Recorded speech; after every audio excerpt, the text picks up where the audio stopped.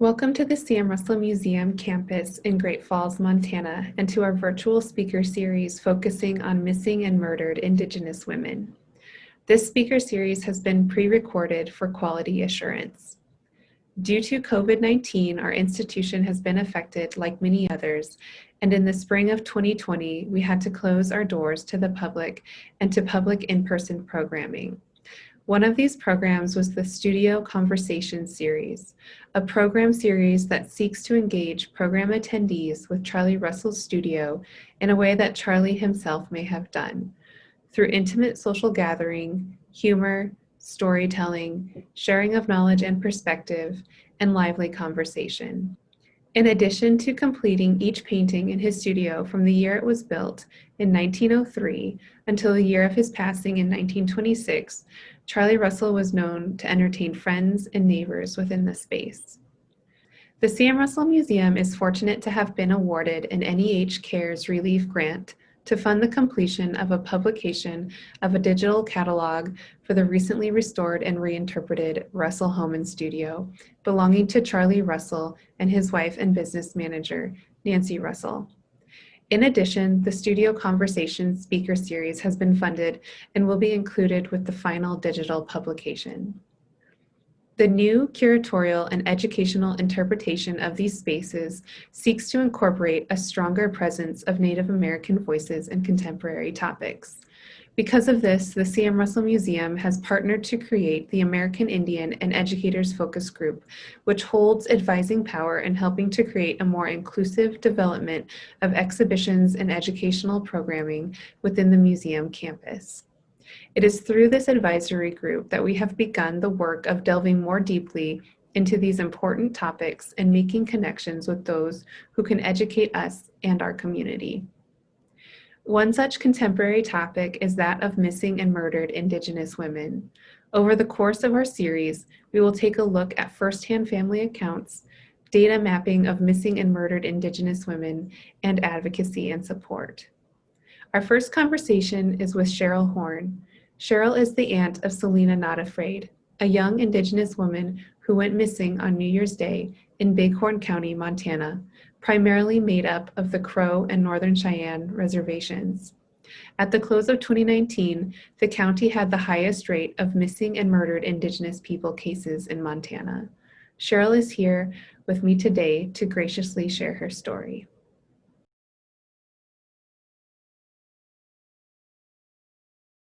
Can you introduce yourself to us and tell me a little bit about your relationship with Selena? Well, I'm going to back up and just say thank you because you have graciously offered to share your story with us and your firsthand family account, and I really appreciate that. So that's a huge gift, and I think it helps us to educate others on the problem that we have here in Montana on missing and murdered Indigenous women. So would you like to start out by telling me a little bit about yourself and your relationship to Selena Not Afraid, and then also you can certainly share your story in any way you see fit. Yes. Hello, everybody. My name is Cheryl Horn, and I'm related to Selena Not Afraid because I helped raise Selena. I was there the day she was born, and her mom's been my best friend since we were little girls. We grew up together, and we just happened to both end up in Bighorn County together. So the twins were born there, and I was there the day Selena and her twin were born, and I helped her mother raise them. She was a single mother, and I was there raising Selena right alongside my children. So that's how I'm her aunt. And when Selena went missing, I was, of course, contacted first. That morning on January 1st, Selena went missing. I'd actually talked to Selena. We talked that morning and at 9 o'clock in the morning. And from there, I heard she was missing in the afternoon. And by the time we got word from her missing, it was like 2:30, 3 o'clock. So I couldn't be there. I live 250 miles away from Billings. So I had to reach out to my Facebook friends and family, because my Facebook consisted at the time of half people from Fort Belknap and half people from Crow. So I knew my message would get out there, to go to the rest area, help Jackie. I'm not there. Just families looking right now, which was it was very, I have to say the first few days was a very intense search. Nothing I don't have any complaints on the first day. I seen the sheriff in the fields. I seen the tribal resources there. I seen the BIA there. I know Billings, Yellowstone County was there. We had drones. We had um, side by sides. We had horses. We had ATVs. The sheriff's office was driving in that field. We had people on foot. It was intense. As the week went on, all our resources pulled out. Bighorn County went back to whatever Bighorn County was doing. Our Crow tribe, they hung in there long as we could keep them from their day-to-day job, the AML program, which consisted of about 30 employees, and they were out there combing them fields from the rest area all the way towards Hardin. Like, they walked a lot of miles.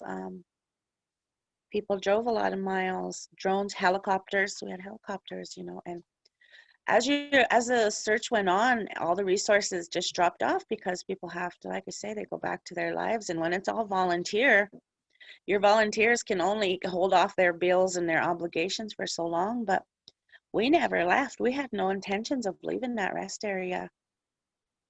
No intentions of leaving the last area we were told that she ran off to, As we went along with our own search and stuff, things changed, and it's hard to believe the truth from rumors, but pretty soon we were our own search and rescue. We were it.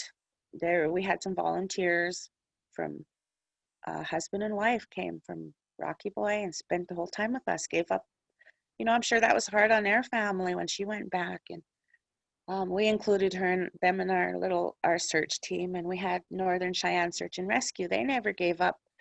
Even if they had other obligations at home, they still had a couple representatives there every day showing up to say, what can we do? So we went out, by day 8, 9, you're just 5, 6 of us looking. So into the investigation, just jurisdiction wise, Selena's case, we lucked out. We really lucked out because it was off the reservation. It was on the state jurisdiction. So after the county dropped out on us too, but we wouldn't leave. So the attention kept going, building and building, where the media was showing up. I got the New York Times there, it was just the media start showing up. And that's what helped, is because once the media showed up, the county came back. They didn't come back and help us. They come back and parked at the entryways and the exit ways, or else they parked across the highway at the other closed rest area, because these rest areas were closed. So that's very crucial in knowing, because this all supposed to have happened in broad daylight at this closed rest area on New Year's Day with the heaviest traffic you can imagine going by. So, and they try to tell us Selena ran off into that field. That's not, you're running for safety. You're not going to run into a big field. So we had to, it's like we were fighting the county and saying, no, we're not going to quit. No, we don't believe you. No, this is, go ahead and quit. Go ahead and stop. But we are not stopping until we find her, until I'm guaranteed somebody is looking for her, because everybody quit looking.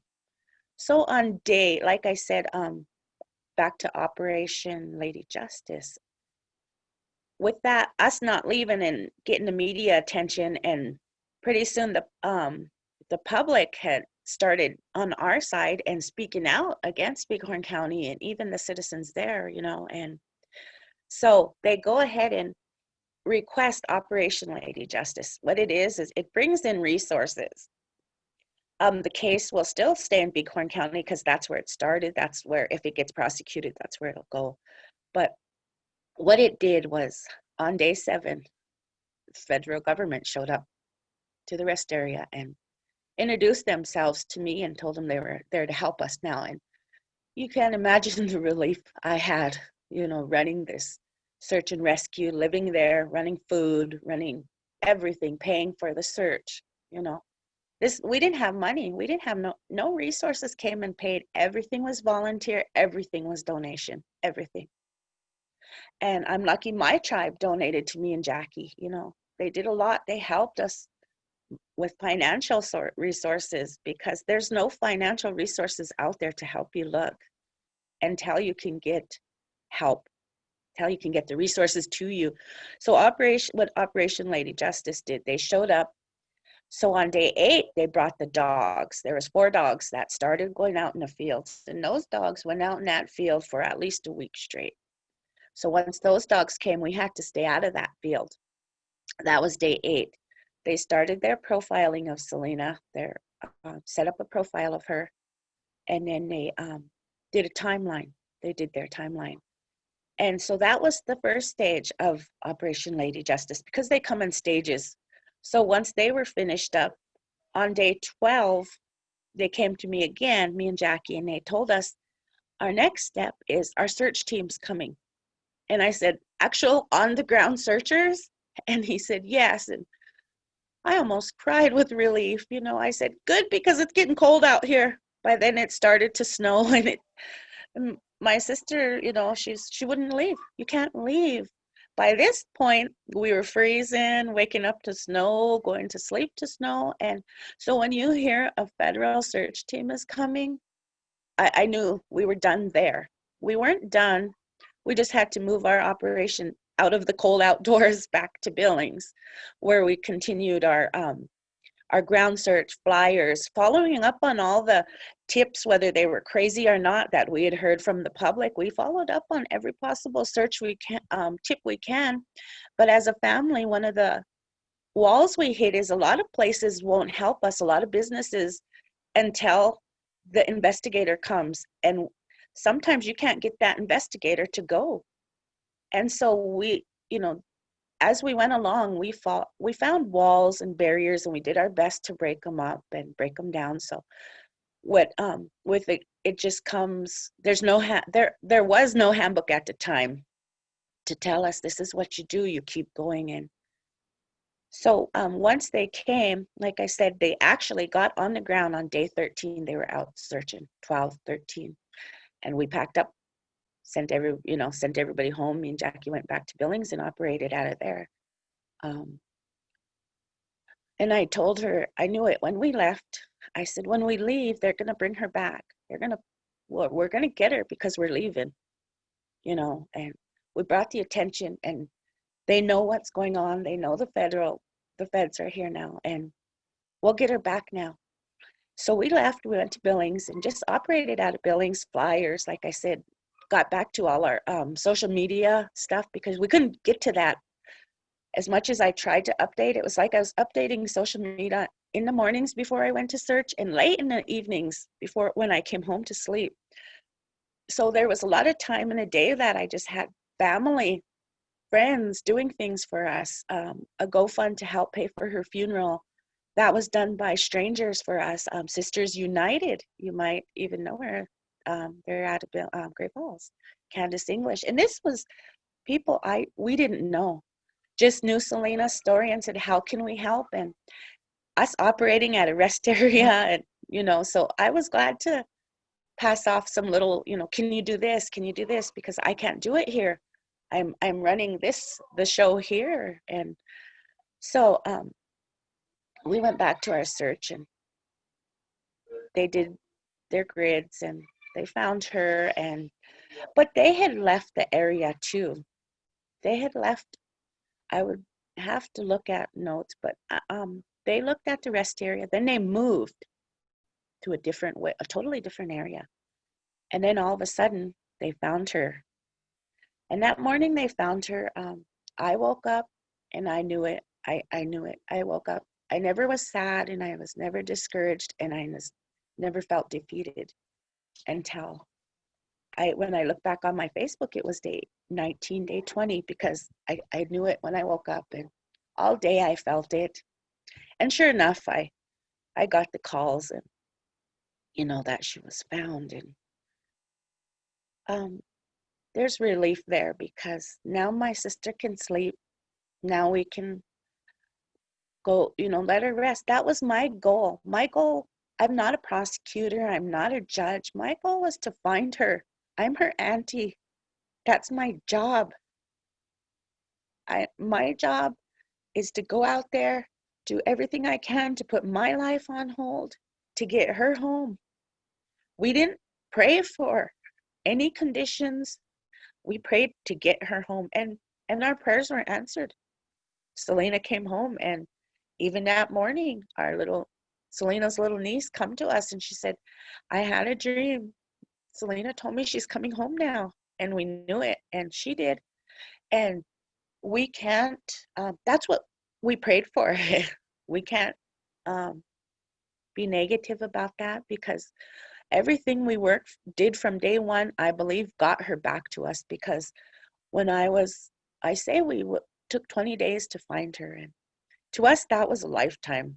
You can't imagine looking for somebody for 20 days, having so many thoughts go through your mind, getting out of the pickup, getting out of the vehicle to search. And I'd pray, I'd be like, please let us find her today. Then in my mind, I'd do another prayer. Please don't let it be me. You know, but let us get her, bring her home. So even to that, actually, I was relieved to not have to do the foot search anymore, because it's hard as a family, but it has to be done because you look around and you're the only one doing it. Everybody else is home warm, home in bed. And I told my sister, everybody who gets paid to do this is home sleeping warm right now. So we're not going to quit, I told her. We won't quit until we get her back. And that's what we did. So, you have to stay diligent. You can't give up. You can't wait because I don't know what people are waiting for. We just have our police forces are just underfunded, undermanned, and they can only do so much. And if you get a police department who aren't willing to do very much, then that's when you have to come in and demand justice, demand it, or do it yourself. That's just where we're at in this. We're all learning. There's a few of the programs out there, the state one here, but they're just in the beginning phases, just like we are, like a learning process for everybody involved in MMIW. And so one thing we did do is after it was all over, I combined with Sovereign Body Institutes and we developed a handbook, a search guide, so there is one when people go missing, they can go to the Sovereign Body website and look it up. And I'm thankful I got to work with them and they did work with this and they had the same idea I did. Mine was just scribbled on a notebook paper in about 14 pages, and they come at me with we're ready to type it all out. Let's do this, So it's not just, I always said this, it's not just about Selena. It started about Selena and Selena's sister, Tristan. I've been involved in MMIW a few years, but it's not just about her. It's about every other one too, because I've scrolled past these girls' as missing posters, their flyers, and I keep scrolling. And when Selena went missing, I was like, I don't want them to scroll past her. I have to do something. What can I do, Lord, to make them stop and read it, to make them stop and see her as a person? Because even myself had gotten, so you see them every day. And then I thought, what can I do? Because she doesn't deserve to be scrolled by. She doesn't deserve to be forgotten. And when I got there, and there was no way we could leave. Like we could not physically and mentally or emotionally leave that place. There was always one of us there. If one of us had to go to town, me or Jackie, we would tell the other one, I'm going to town, you're in charge now. It's like it was a volunteer little village is what it was. And it worked in our case. it got us the attention, it got the media going, it got Operation Lady Justice going, and which Trump had just signed like the fall before, I think like the November before. So not every family is fortunate as we were, and so we have to learn the jurisdiction issues. We have to, as we go along as a family, we have to learn the law. We have to learn what not to do, what to do, you know, trial and error. And to this day, I get calls every day. Every day, I could probably guarantee you I'm getting a call about a missing girl, a runaway girl. This girl got, you know, this place in my town is a bad place. They're taking girls, you know. It's a lifestyle that I didn't pick. And I tell people that when they contact me, it's a club you don't want to be in. We're in a club, but none of us want to be there.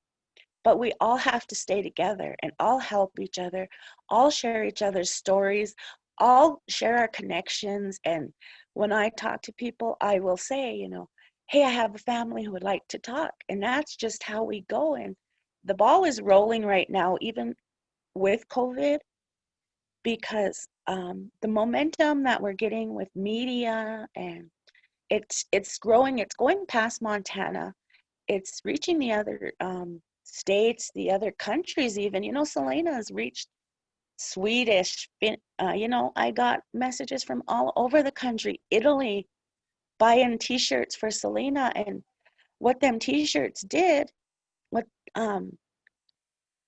Larry Thin Air Sports out of Billings did, he did it on his own. He made all these t-shirts and he said, I'm going to give you all the profits, you know, after you pay for the stuff, but you know, the profit will all go to the GoFund. So he helped us out a lot too. He sold them t-shirts, and that's what I say, we'd get pictures of Selena's t-shirts all over the country, and just keeping a positive vibe through the whole thing, because Selena wasn't a negative person. Selena was never a sad person. She was positive through the whole thing, and I kept trying to remind myself, you can get more bees, you know, with honey than you can be negative. So I try to stay positive through the whole thing because of her and all the hardships she's been through and we've been through as a family. But she was always the bright spot, and she was always the one who made us smile and remind us that it's still okay, you know. So through it all, I try to spread the positive part about it and remind parents, remind everybody that my main word I want to spread is teach our children to stay away from alcohol, stay away from the whole scene of alcohol and what it brings, because the people that Selena ended up with, she didn't know them. They weren't her friends. Her friend had ditched her, and it comes back to the question is, was she really her friend? What really happened? And like I said, I'm not an investigator, so I'm leaving that to the investigators' hands, but I still do my own investigation. I'll never quit. Even if I said I would quit when I found her, you don't quit. You don't. So my what I want the public to get out of Selena is, it's okay to make a mistake, because from there everything is okay. And that's how she lived. She didn't care if we weren't the best auntie, the best mom in the world. That she never had one thing bad to say about us. And right now somebody asked me, what do you think she would tell you? And what I told them is, the first thing she would tell me is, take care of my mom. Take care of my mom, please. And after that, she would tell me, don't give up, because they know the difference in me and their mom. They know that I'm not the mom, so I can be strong. I can do this, you know, and they know that. So I said, that's what she would say. And everything that's going on, and when I talk to her, I know that I'm doing right for her, because nobody wants to be voiceless. She still deserves a voice. She's not here. She still deserves justice. And she deserves to be thought of in a good, positive way because that's how she lived. She didn't live what happened to her. That goes back to, it only takes one time, one bad decision, trusting the wrong people can literally be life and death in this day we live in, this day and age. I can't imagine not ever looking for a little girl that went missing with me. None of them adults looked for her. That's the world we live in. And from there, we just have to build the positive things because they're there, but it's up to us to find them and put them out there and just encourage people that this doesn't have to happen. This is happening in our own communities, on our own reservations. We can't always blame people. Sometimes it's our own fault. And from there, that's where we change. Once you say, hey, it could be my fault that this has happened, you know, and then you can also trust your kids too much, have too much. Selena has never given us reason not to trust her. She never has. She was always with us. She was always with her mother. That's why I'm lucky her mother didn't answer me January 1st, because then I had to turn around, call Selena, because I knew Selena would know exactly where her mother was because they were always together. And guess where her mother was when I finally got a hold of her? She was looking for Selena. That's why I couldn't get a hold of her. She was already looking for her. So being involved in her case has just brought me to here, to you, and to everybody else who reaches out and says, how can we help? And just awareness, being aware, teaching girls to be aware of your surroundings, be aware of the choices, be aware of social media, be aware of older adults reaching out to you. That's not okay. Not now, not from what I'm finding, and not the things I'm experiencing, reading about, get phone calls about.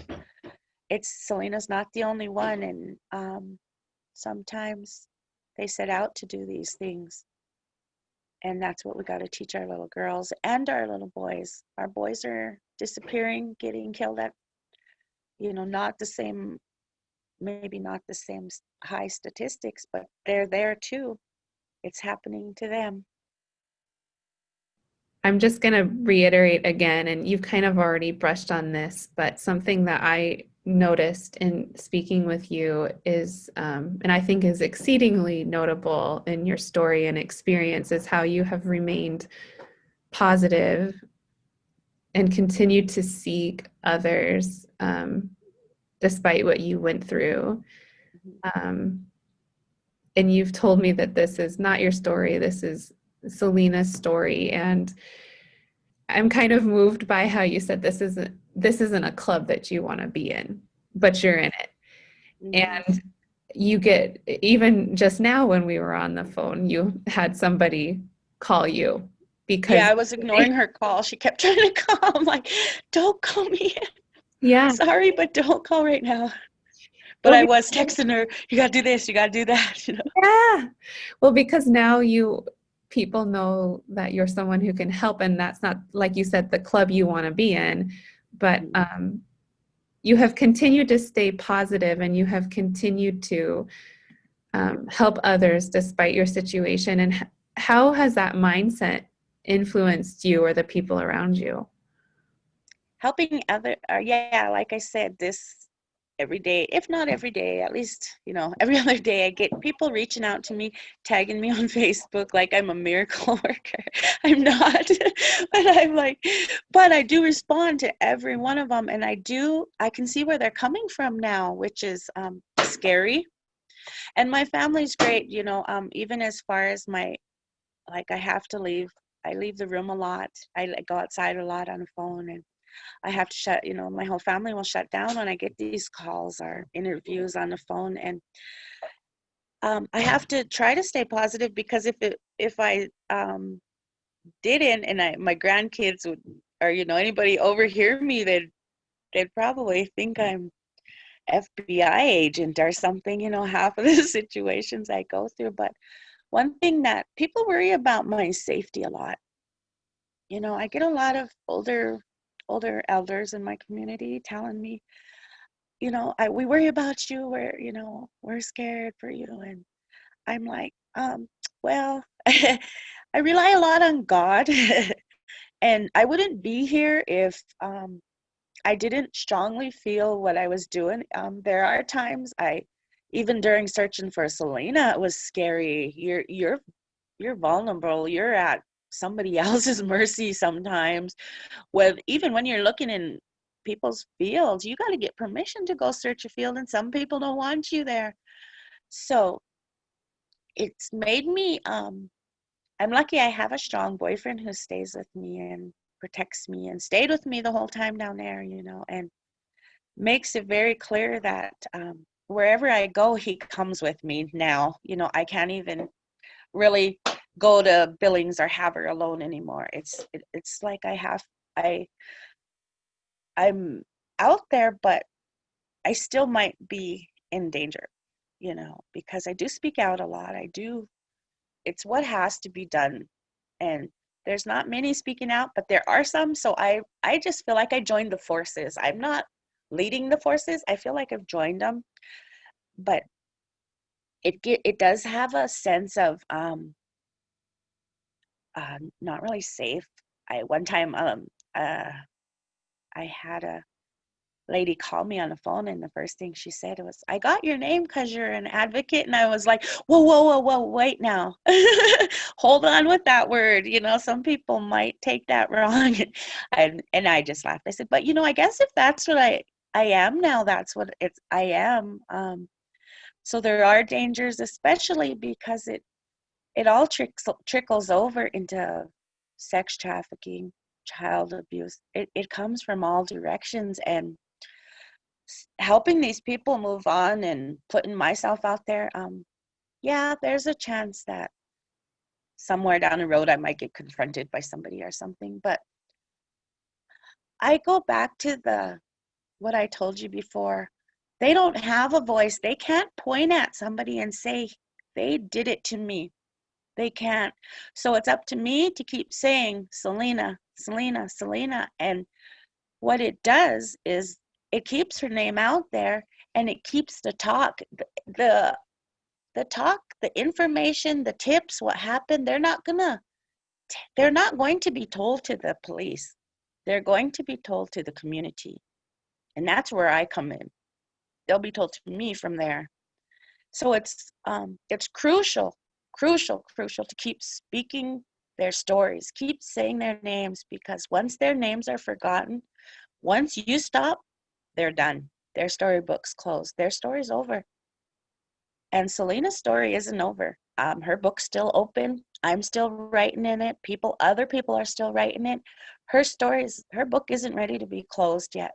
And it's not going to be. I'm going to continually add chapters to it and continually work hard to helping people in her name, because it's her that brought me to the table.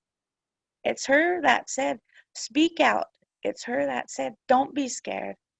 Don't stop. Don't stop. Every time I look at a picture of her, I would hear, don't stop. And so that's what I am here to. I know we're going to be at that point. I'm telling you, I'm getting these calls once it's done. But I'm also trying to do the prevention part. So you don't have to make this call to me. So you don't have to. So you already know what may be going on with your daughter, what may have happened, and you just get out there and go get her. But I also want it to be out there, and I want to get into these avenues, these resources where I can educate, because every 99 out of 100 people I've dealt with so far, alcohol comes into play for these kids, these young adults. Alcohol is portrayed to be a good time, but alcohol abuse is where the danger comes in. Once these young girls have alcohol in their system, you're vulnerable. You're a sitting duck. You know, we have men predators now who are out in the bars, roofing them, watching them, you know, and they're starting to speak out. We're starting to get all these pings on certain bars, certain people, and that's where it gets scary. When my investigation into Selena, my personal one, leads me into these dark areas because she was in bars before they let her in bars New Year's Eve. And these are grown adults, and it takes you to some areas, but somebody has to go to them areas, you know, and keep in touch with your investigator. Everything you know, keep them active. And a lot of times that's a barrier, your investigator. And as a family, your hands are tied. If the investigators don't want to do it, if the county attorney, city attorney doesn't want to do it, that's it. It's over. Um, Thankfully, Selena, I even had to you know what, like I said, I had my sister reaching out to everybody she possibly can while I was down there, and you know, even Tester's office, and we had Tester's support on board, and it's not like why Selena, you know, you get a little bit of that from the other families, but it's because you can't wait because you're waiting for somebody who's not coming to help you. That's why, Selena. That's why, because I didn't wait. There's nothing to wait for. We're it. I'm it. Her mother's it. It's up to us to look for her. It's up to us to find those resources. It's up to us to make people do their jobs, encourage them to do their jobs, encourage them to help us, because do not sit and wait for a car that's going to pull up. That's never going to pull up, because your family member is voiceless while you wait. It goes cold, it goes silent. And I couldn't let that happen. Not to Selena, not till I was done. And I thought I would be done when I found her. And it's just like I told you, it's just a learning thing. When you get here, I was so thankful to be done, and you go through that stage. But then pretty soon your next stage is, okay, where now we got to work on justice. It's like a checklist. Okay, you found her. Now we got to work on justice. It'd be nice if justice is just served in every case. But Selena's, I told you, I'm thankful that we got Operation Lady Justice, because that's where her case is. That's where the review happened. And from there, they are making the decision to go ahead with her case, do more intense investigation. And what that tells me is it's not closed. It's not cut and dry like Bighorn County tried to say. So that, and he told me, and as a family, you're going to be happy, because we're not letting this go by without a thorough investigation, a thorough review. We will not hand it over until we are confident in our case to hand over to the county. So that's where we're at, and that's where I'm glad there might be some people thinking it's taken too long, but no, it's not.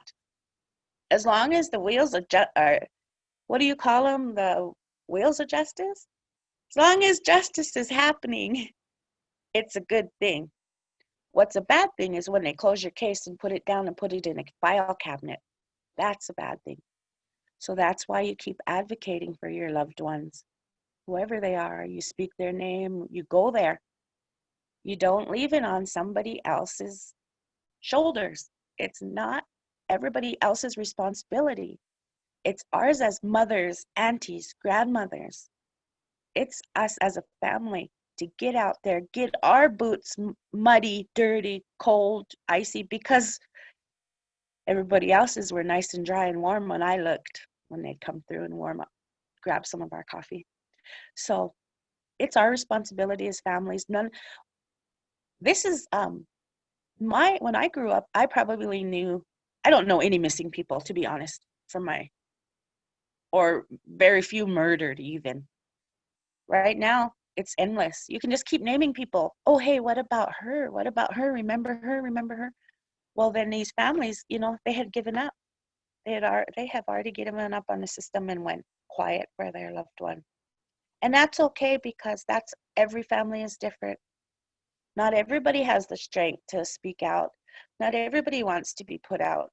I don't even want to be out, but Selena's not here to talk to her for herself, so who is? That falls on me, and I'm okay with that.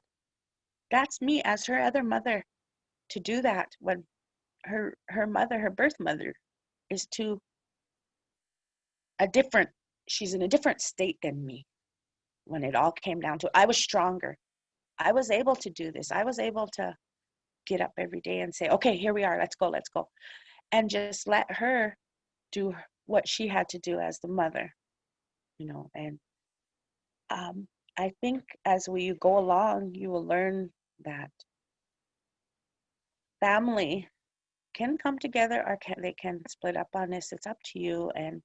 But the bottom line at the end of the day is Selena. No matter what I took, no matter how many arrows to the back, no matter how many arrows to the front, I stayed there until my job was done as her auntie, as her mother, as her other mom. My job was done there, but I still I can do things from home now. I can, thanks to technology. But I'm not done. I won't be done until a jail door closes on somebody. And then I'll be done with Selena. But like I said, there's others out there. And thanks to people like you guys here at CM Russell and just Sovereign Body, all the podcasts that come, all the documentaries, it's just keeping their stories out, because once they go quiet, that's what they want. They want you to go quiet so that they can just still get a paycheck, still relax, not have to be stressed about that stuff. But as a family, you don't stop. You don't worry about everybody else. You don't worry about what people are not doing. You have to worry about what you have to do. You make your own list.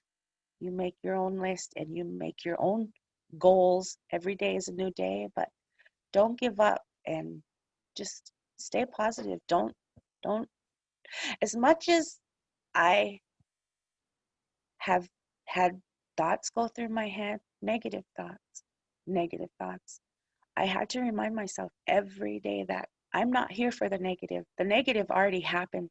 I'm here for the positive. I'm going to get things rolling, get things happening, and get things done. I'm not going to dwell on anybody else but what I'm doing. And that's what helped me. I had to block out everybody else, everybody in my ear telling me, judging, telling me, right, telling you should do this, you should do that, or putting things in your ear about people are saying this, people are not doing this. You have to stay focused. It's hard to stay focused. I had people coming at me from all directions at that rest area. It was a full-fledged place, but everything you do when you're looking for your family, you write it down, you search it. I was going home at night. I was calling people in North Dakota for a sighting. I was calling people in Helena. I was calling stores in Helena. I was calling people in Wyoming. You follow every single one until you find out it's not her. So I just want to encourage people that you think you're alone. You think, I don't want to say anything. I don't want to tell them. I don't want to be looked at in a negative light. But you got to remember, it ain't about you. It's not about you. It's about your murdered loved one. It's about them. Be the voice. Don't stop. Don't give up. Reach out to other family members. Reach out to me. That we have, like I said before, we all come together, so we try to just keep lifting each other up. If I hear one of them is feeling bad, or you get discouraged, you start getting negative, I'll reach out to them and tell them, hey, how can I help? What, maybe sometimes the thing that causes a lot of these families to give up are just little roadblocks I can help with, little roadblocks. Okay, I don't have any gas and it's just getting to me, I'm stuck home, I don't have any gas. So I'll get on, I'll hustle a couple gas cards, get them over there, and then they're not having a bad day. They're not taking it out on everybody around them. They're refocused on staying positive, healing, you know. So we work as a group to just try to, if I get messages, and I do my best to help them, because do not stay down. Don't stay down. Get back up. Try again. Try something else. So that's my main thing, is just encouraging families to not give up. There's so many people you don't even know yet, that you have not met yet, that are out there waiting, thinking to themselves, how can I help? So don't feel discouraged on accepting people's help either. That's a lot of families are so secretive and maybe more introvert, I guess would be the word, than I am. If it was left up to my sister, she's home mourning quietly, you know. So I guess a lot of the people that step up are aunties, grandmas, you know. Um, a lot of the mothers aren't ready. So that's where your family comes in. There's somebody there who is ready. Find them, give them the voice, let them be the voice. And that's what I'm finding. Each family, we find our main person who can be the voice, who can be strong and stay strong. You can't weaken. You have to stay strong. And that's one thing we encourage each other. Share them, keep sharing them, keep sharing their posts. Don't quit. Keep saying their name until somebody comes forward and helps. And even if you have a negative outcome and you never find them, that happens too. I said we've looked for 20 days. What I said when we found her was, thank God we didn't look for 520 days. Thank God we didn't look for 1,020 days. There's families who are still counting the days. So always stay positive and always be thankful, and because it doesn't help to be negative, because it will just stop the the movement. It'll stop the progress. It'll stop everything once the negativity enters back into the situation, because the negative already happened. So you just counteract, you know, just stay, go, go, go, be positive, find them, seek justice, do what you can with what you're able to. And all at the same time, I want to encourage families to work on your own mental health. You have to stay strong. You can't help anybody if you're weak. If you're down and you're broken, you're no good, not even to yourself. So take time off. I told you I picked up Jackie the other day after we got our update from the feds, the federal government. We talked about it once. I told her everything that was said, and that was it. We drove up to the Beartooth Highway, we went through Yellowstone Park, and we had a good day, and that was it. You know, you can't dwell on it. You go ahead and go and keep going forward. Every day that my sister wakes up, it's a good day to me. And so that reminds me, I'm here for a reason too, to help these girls, to help these boys the best I can. Speaking out, just encouraging their families is number one, because when you're going through this, you're not thinking, you're not clear-headed, and you don't know where to go. You spin in circles, and you're waiting for somebody to come and grab your arm and say, stop spinning, and point you in the right direction, and sometimes that does not happen. So that's where the awareness, the education with Sovereign Body Institute, just trying to get out there a checklist. Okay, your daughter's missing. In the first 10 hours, do this. Our first 12 hours, do this. The checklist goes on and on what to do all the way down. And it's doesn't work for everybody, but there's something in there that's going to work. Go through the list. If something's in there that's going to help you. The main thing is get the word out. Number one, get the word out.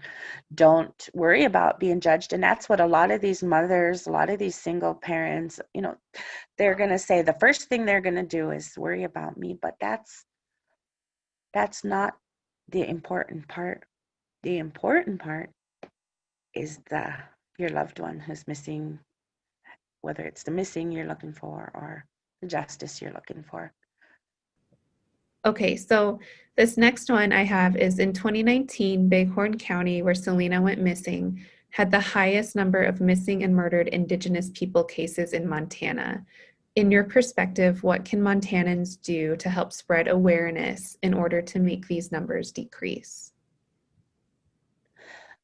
The numbers in Bighorn County, I believe, are so high because of the prosecution or lack of prosecution, the lack of investigation in this case.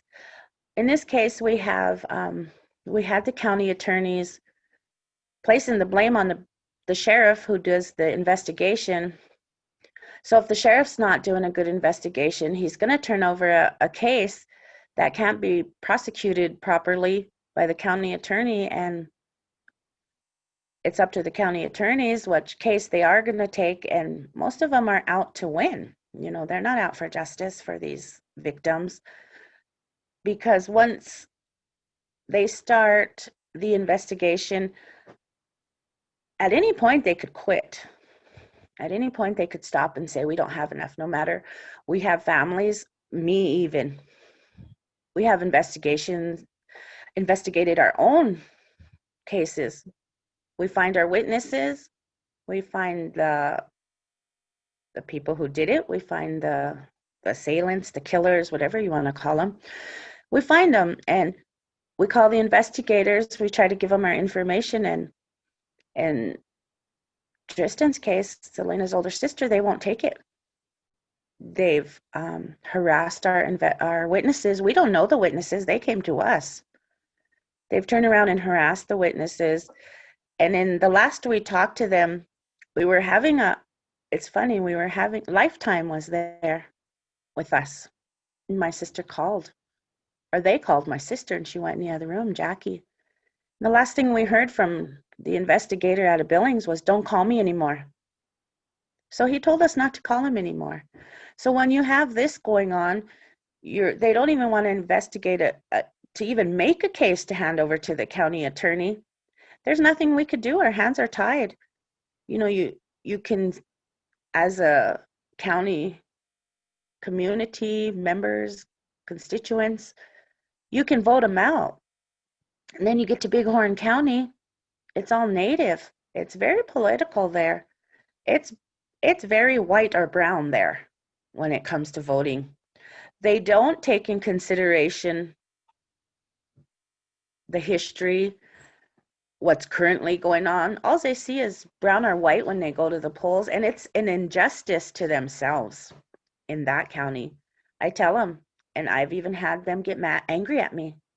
You're doing it to yourself. You continually vote in somebody who's not going to investigate, who's not going to prosecute, and it's all in your hands. You guys voted them, you put them in there.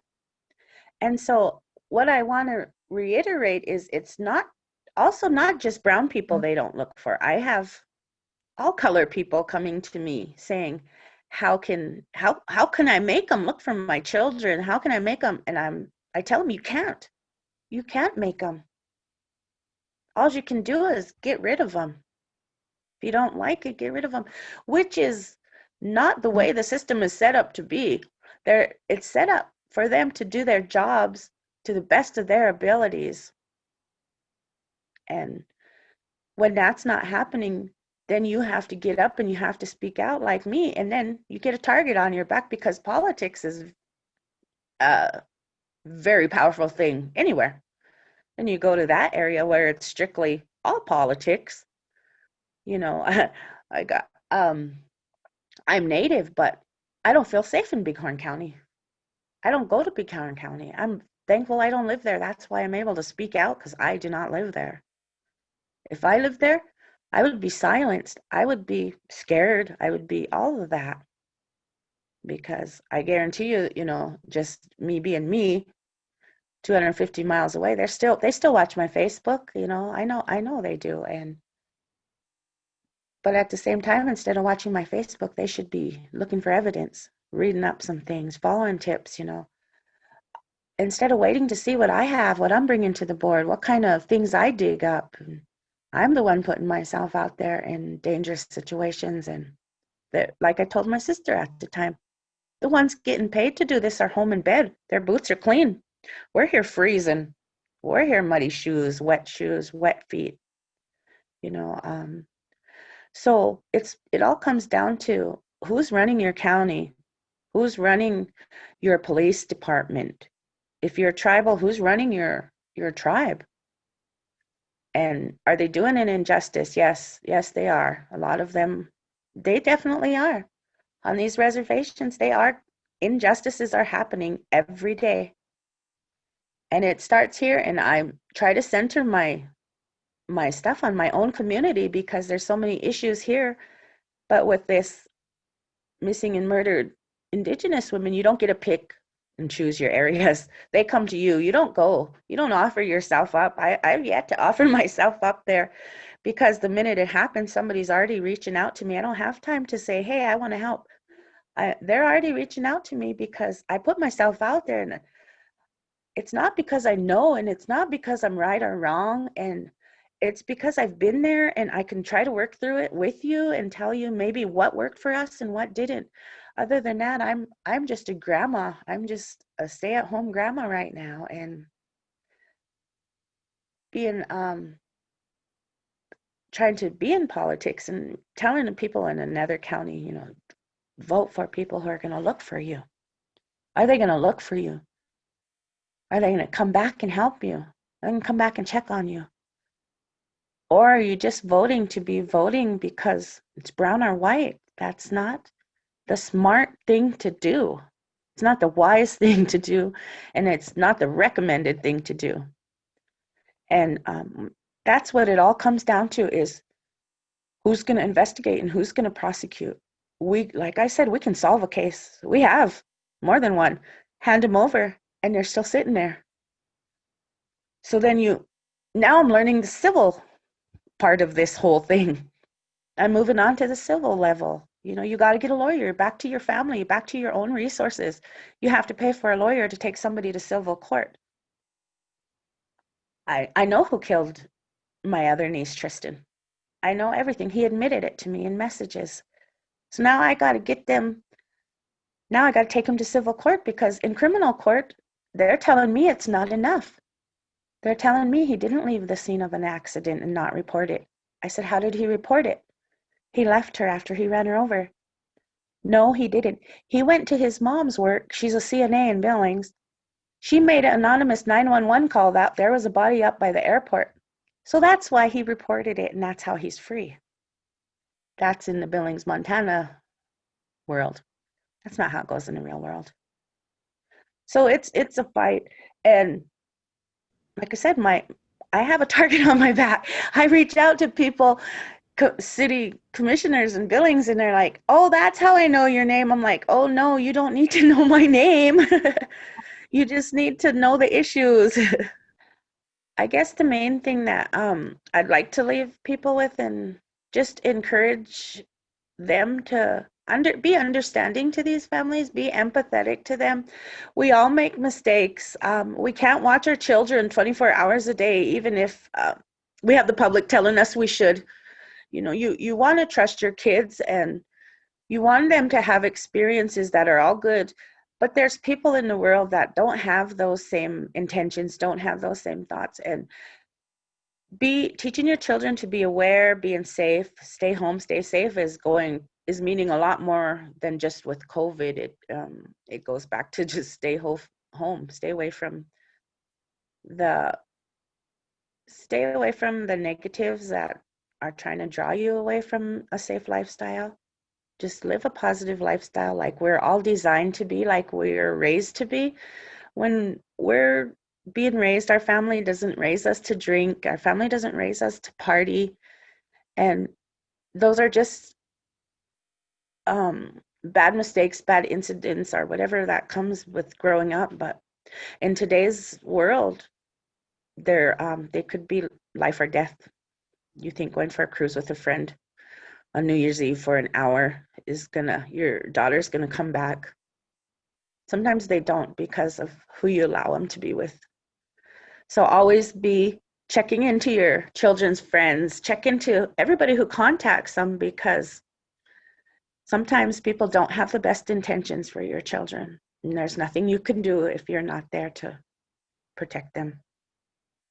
But with that, I just want anybody who has children that are missing or possibly, thinking about it, just educate them the best you can. And the truth is scary.